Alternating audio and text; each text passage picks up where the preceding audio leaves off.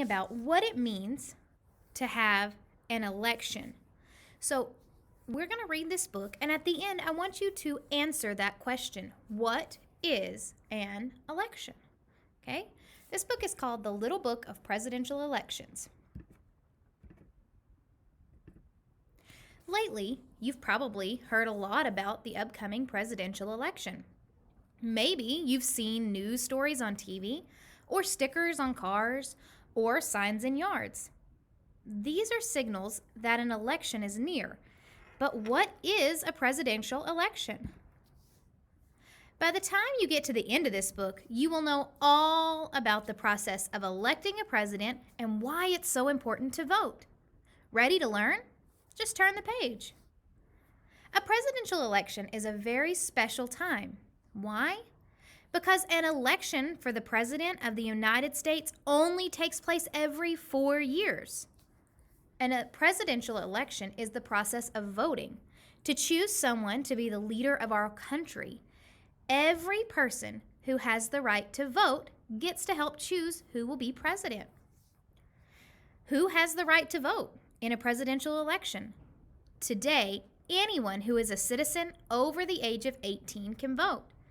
But even if you're not over 18, it's important to know who is running for president and what they stand for. One day, you will be able to vote. What does it mean to vote? Voting is a way of making a group decision, like what everyone in your family wants for dinner. But what happens if everyone wants something different? Whoever has the most votes wins. Sometimes people disagree over small decisions, like what's for dinner.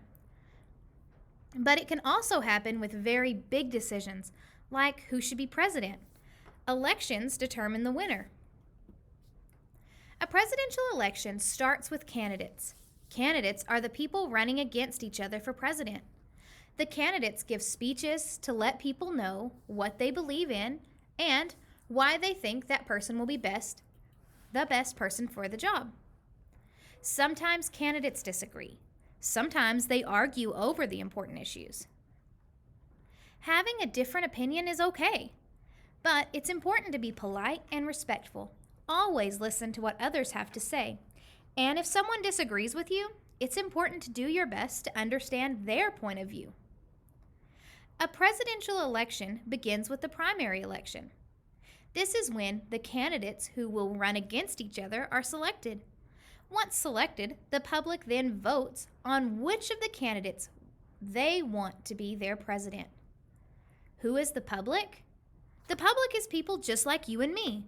When the public casts their votes, this is called the popular vote. You may think that the President of the United States is just voted on by all of the people in the country and the person with the most votes wins. But it's not really that simple. The person is actually elected by something called an electoral college. Here's how it works. People in each state vote, electors from that state cast their vote, and the candidate with the most electoral votes wins the election and becomes president. Being president is a big job. The president should be a symbol of our country, our people, and our beliefs. Voting is best for the candidate for the job is a privilege. Many people in the world don't have the right to vote, but the United States is a democracy. That means it is a government by the people. In a democracy, the people vote for their leaders. This is one of the things that makes the United States of America so special. How did you decide who you want to vote for? Voting for the person who best represents the issues that matter to you is one of the most important things you can do. It may seem like a vote won't make a difference, but if everybody votes, it adds up to a lot of voices being heard. Remember, every vote counts. Congratulations! You've earned a voting badge. Now you understand how presidential elections work and why voting is such a privilege.